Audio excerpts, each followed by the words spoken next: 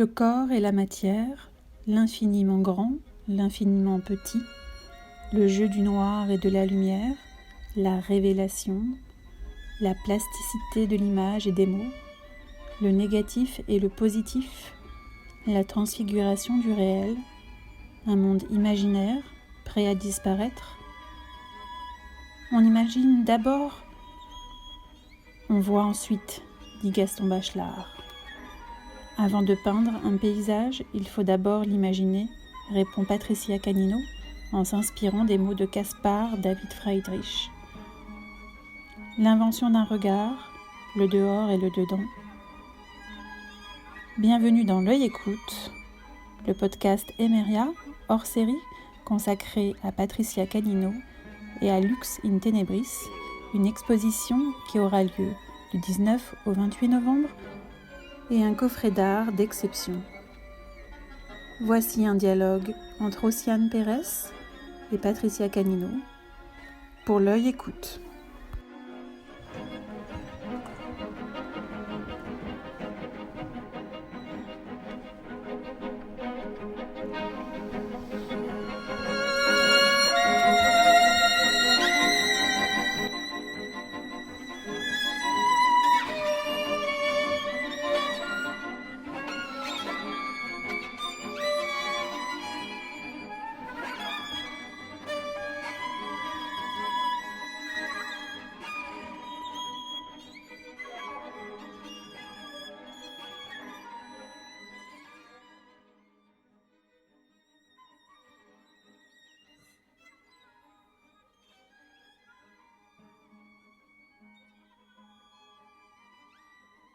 Alors, Ossiane Pérez, psychanalyste, écrivain et poète.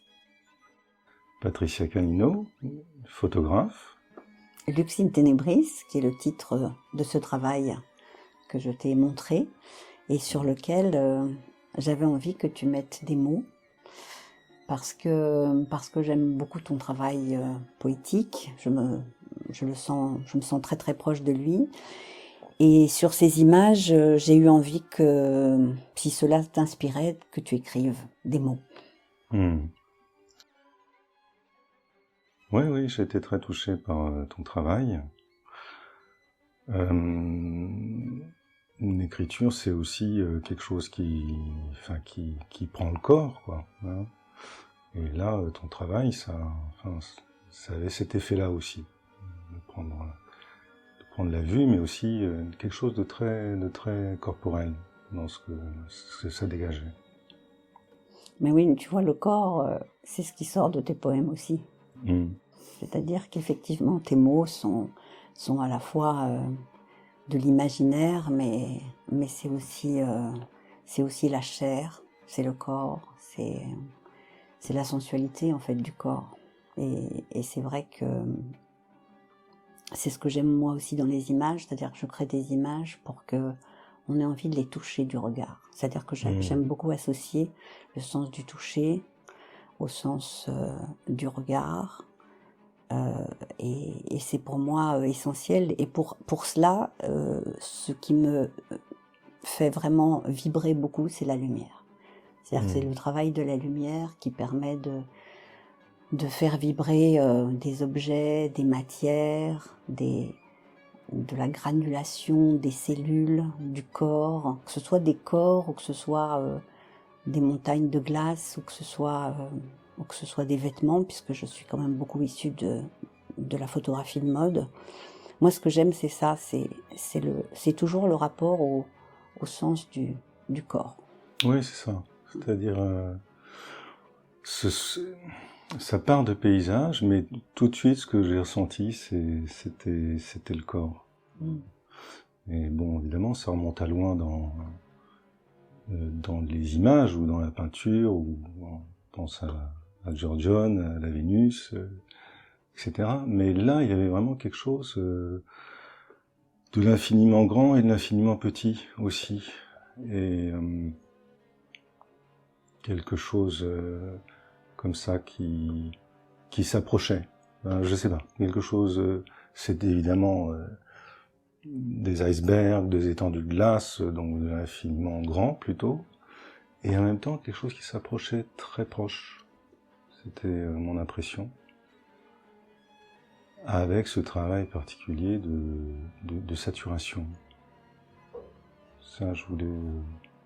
Peut-être que tu me dises quelque chose là-dessus, sur ce travail de saturation. Alors, ce que tu appelles saturation, c'est en fait solarisation.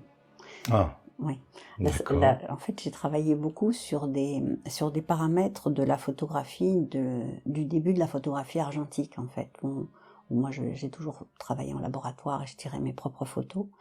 Et la solarisation, en fait, a été inventée il y a très longtemps, quand un photographe, pendant qu'il était en train de révéler une photo, sa femme a ouvert la porte. Oui, d'accord. Par inadvertance, et en fait, en pleine révélation, on a tout d'un coup un coup de soleil qui vient solariser, donc rendre autrement visibles des zones de gris, de blanc et de noir. Ah, mais c'est incroyable parce que l'autre mot que je voulais te proposer, c'est révélation. Et ben c'est ça, mais oui, Ouais. voilà, c'est ça. Donc j'ai fait un travail plastique de révélation sur ces images.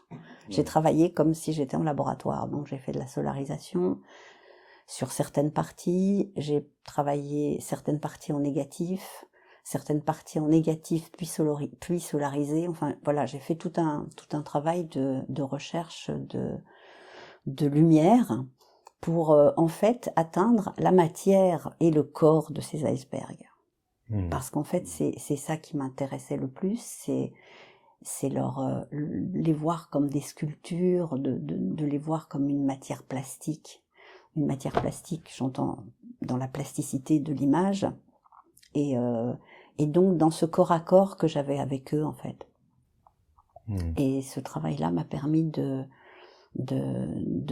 mettre à jour ces fragments d'images comme ça, ou ces lumières qui deviennent complètement éclatées, ou des noirs qui deviennent très profonds, enfin cette plasticité d'image qui ont fait en fait la création d'un monde qu'on ne connaît pas, à la fois d'un monde qu'on peut porter en nous, et en même temps, c'est toujours ce que je dis, une catastrophe passée ou annoncée. Donc c'est l'idée de la catastrophe aussi. Ouais. Alors ça me fait penser à une phrase de citation de Bachelard qui dit on imagine d'abord, on voit ensuite. Alors évidemment ça, enfin je sais pas, qu'est-ce que tu en penses? Ah ben, moi ça correspond tout à fait à la phrase de Gaspard David Friedrich qui dit avant de peindre un paysage, il faut d'abord le porter en soi. Ouais. Et tu vois, ce matin je te disais, ce travail c'est le résultat d'un vrai désir. Le désir c'était d'avoir envie de m'entourer de glace. Je ne sais pas pourquoi j'ai eu ce désir, mais il a été tellement puissant que je n'ai pas pu faire autrement que de le réaliser. Mais en arrivant là, il était d'abord en moi et dans mon imaginaire. Et je crois que c'est ça, c'est cet aller-retour entre ce que tu vois, ce que tu ressens, ce que tu imagines. Et c'est aussi un peu ton travail quand tu écris de la poésie, non? Oui, sûrement. Mais parle-moi un peu de toi, quand tu écris justement. De moi, j'en suis bien incapable. Quand j'écris, je sais pas, enfin, j'ai pas l'habitude de parler de mon travail, mais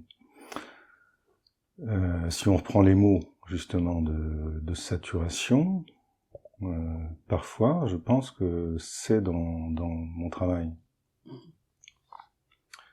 Peut-être pas de manière apparente, mais dans quelque chose que l'on cherche au bout de l'écriture. Mais la saturation, ça veut pas forcément dire que c'est plein, ou que... voilà. Mais ça peut être une saturation de plein de choses. Ça peut être une saturation de vie, une saturation d'émotion, une saturation... Enfin, mais les mots s'arrêtent, quoi. Voilà. Donc il y a ça aussi. Et puis si on écrit, enfin, en tout cas moi, si j'écris, c'est pour me révéler quelque chose à moi-même. Hein, j'ai pas d'idée en général sur ce que j'écris à l'avance. Et pourtant, il y a une sorte de paysage ou de révélation, ou de mood, ou voilà, d'état, disons, d'état pour que l'écriture puisse se faire. Alors c'est pas exactement un paysage, mais c'est un état. Voilà. Donc peut-être qu'il y a des choses qui se rejoignent là. Mais alors qu'est-ce que venait faire un être de feu dans la glace? Être de feu dans la glace. Ah ben oui, bien sûr, le feu de la Méditerranée d'où je viens. Mhm. Ben écoute, la fusion des contraires, qui me plaît beaucoup comme idée. Et c'est vrai que, en fait, je suis née dans le soleil, mais je déteste le soleil. Et j'adore le froid. Ah oui. Oui, je suis très résistante au froid. J'ai pas froid à moins 30 degrés, bien couverte, mais quand même. Et donc, j'ai eu envie d'aller à la recherche de cet univers, mais ça fait déjà un certain temps, ça fait une dizaine d'années que je pars en Laponie, en Islande, au pôle Nord. Mhm. Et quand j'arrive, je me mets comme une ours blanche par terre, la plat ventre sur la neige, et je me dis, c'est là que je veux mourir. Ah oui. J'ai une approche très particulière de ces régions-là. Mhm. Et ce travail, voilà, est dans la continuité de ça. Donc, le feu à l'intérieur et la glace à l'extérieur. C'est drôle, parce que quand tu dis je veux mourir, j'entends... Je veux vivre. Alors, peut-être je vais vivre, mais en tout cas je veux mourir. C'est-à-dire une sorte de Oui, désir qui dépasse même oui. le fait de mourir, enfin la mort en elle-même. Il y a ce je veux mourir qui est particulier, enfin que j'entends de manière Oui, c'est-à-dire particulière. parce que pour moi la mort n'est pas un arrêt, c'est une transfiguration. Et donc quand je dis je veux mourir, c'est que je veux passer à un autre stade de ma vie, en fait. D'accord. Et quand je suis arrivée là, en fait, c'était vraiment comme si c'était une renaissance pour moi. Ouais. Ouais. Comme si je me redonnais naissance là. Mais alors, pour continuer sur cette idée d'éléments, chaque élément, l'air, l'eau, la terre, le feu, bon, on pourrait rajouter la glace, peut-être. Bon. Mais chaque élément se nourrit de l'autre. Il y a dans chaque élément des éléments de l'autre partie. Donc j'ai l'impression qu'il y a une sorte de, je sais pas, quelque chose qui s'échange, quoi. Oui, c'est que mon feu intérieur a besoin de la glace. A besoin d'eau froide, a besoin je pense que c'est ça, c'est un échange énergétique. Oui. Vraiment, je le ressens comme ça. Parce que tous les gens avec qui je suis, et même mes amis lapons me disent, c'est quand même incroyable, tu n'es pas né ici et tu as la résistance au froid qui est la nôtre. Et énergétique, j'avais presque entendu argentique. Oui, enfin, ça peut être les deux. Ouais. Argentique et énergétique. D'accord. Alors, tu voulais... Moi, je voulais aussi aborder la question du noir et blanc. Pourquoi le noir et blanc? Pourquoi le noir et blanc? Mais le noir et blanc, pour moi, c'est le début de la photographie, déjà, c'est écrire avec de la lumière. Et le noir et blanc, c'est du blanc, des gammes de gris et du noir. Et en fait, pour moi, c'est l'écriture de l'imaginaire. C'est-à-dire une image en noir et blanc te donne à imaginer. Et c'est une transfiguration du réel. Même les images de reportage. Il se passe quelque chose d'autre parce que le noir et blanc, comme on ne voit pas en noir et blanc, donc tout d'un coup, on a une autre vision de cette réalité et qui est donc recomposée par l'auteur de cette image. Et donc on peut entrer beaucoup plus facilement dans l'imaginaire. Donc tu disais que c'était une forme d'écriture. C'est de l'écriture, oui. Pour moi, c'est vraiment une vraie forme d'écriture plastique. Et c'est pour ça qu'immédiatement, avec ce travail, on n'a pas grand-chose en fait. On a des ciels blancs ou noirs, la glace qui est dans les zones de blanc et de gris. Enfin, je veux dire, je suis dans un lieu de prédilection pour justement travailler en noir et blanc, puisque la couleur est quasiment inexistante. Et ce peu de couleur, tout d'un coup, je l'ai enlevé parce qu'elle me dérangeait.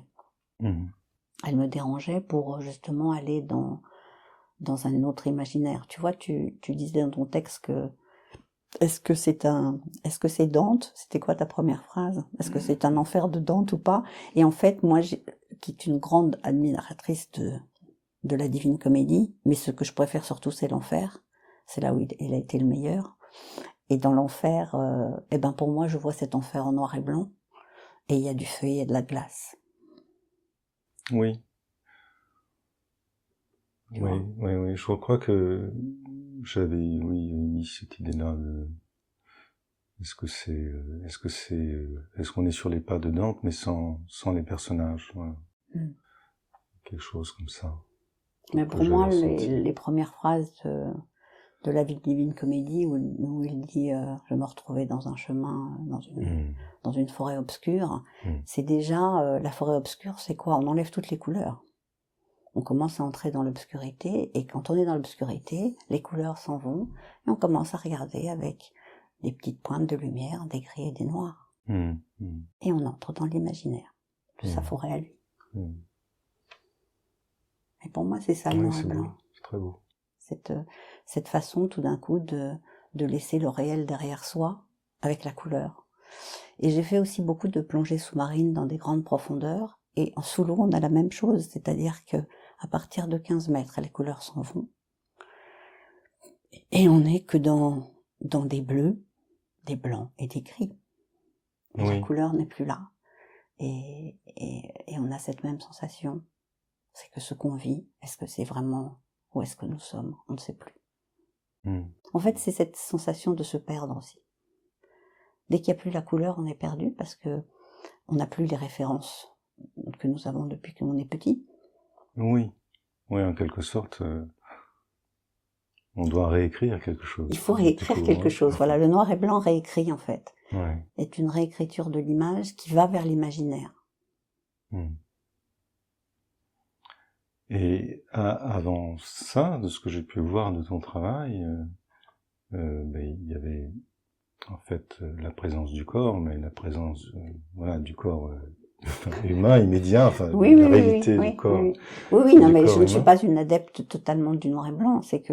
Mais c'était en couleur, oui. Oui, mais moi j'adore la couleur aussi, mais j'aime travailler la couleur comme j'aime travailler en fait le noir et blanc, c'est-à-dire que la photographie c'est de l'écriture de la lumière. Qu'il y ait de la couleur ou qu'il n'y en ait pas. Et je pense que sur ce sujet-là, très précisément, ce qui était l'écriture la plus juste était le noir et le blanc. Oui. Donc il y a des écritures où c'est la couleur qui est la plus évidente et qui est la plus juste. En fait, voilà, j'aime bien que l'image, que la plastique de l'image fasse sens, toujours aussi avec le sujet, que ce soit un vrai tout, quoi.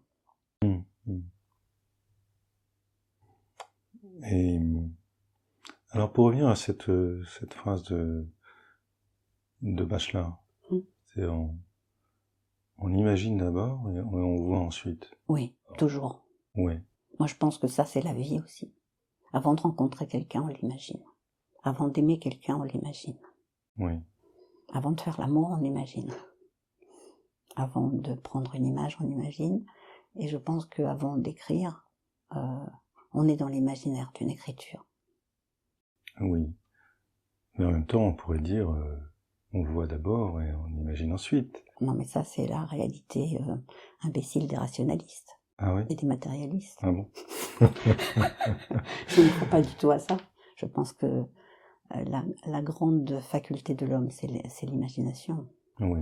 Et c'est le filtre de l'imaginaire qui te fait regarder. Mais ce que je trouvais énigmatique dans sa phrase, c'est que, comment dire, c'est la racine de l'imaginaire. Oui. C'est-à-dire, Oui, tout à fait. Voilà.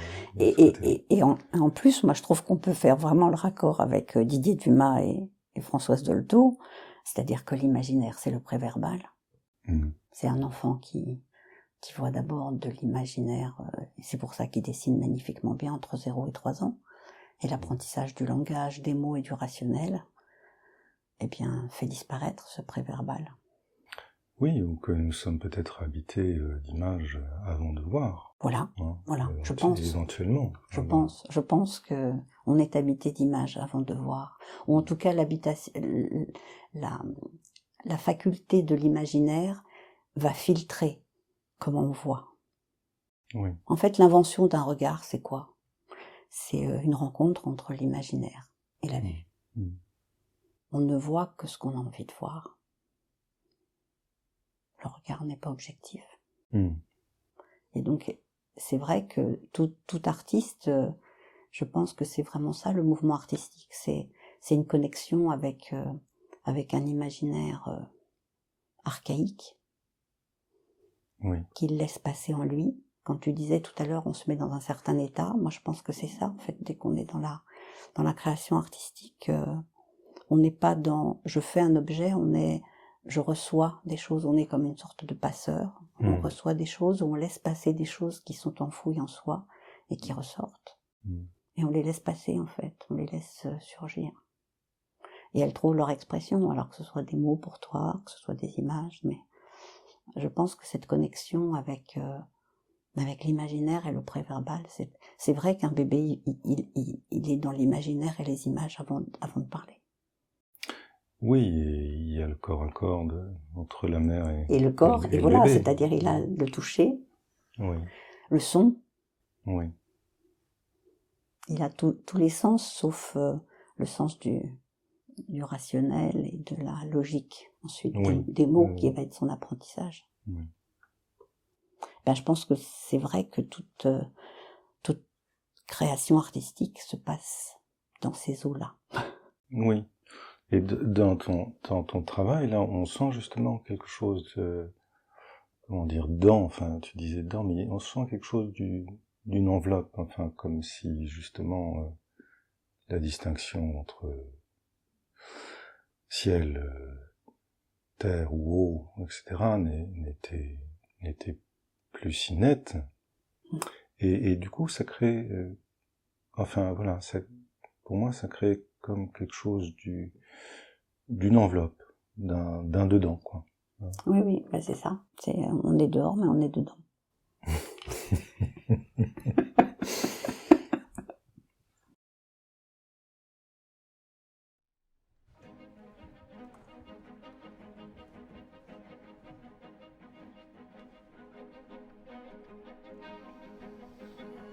Merci d'avoir écouté Océane Pérez et Patricia Canino. Rendez-vous le 18 novembre pour le vernissage de Lux in Tenebris à partir de 18h30 au 10 Place des Vosges.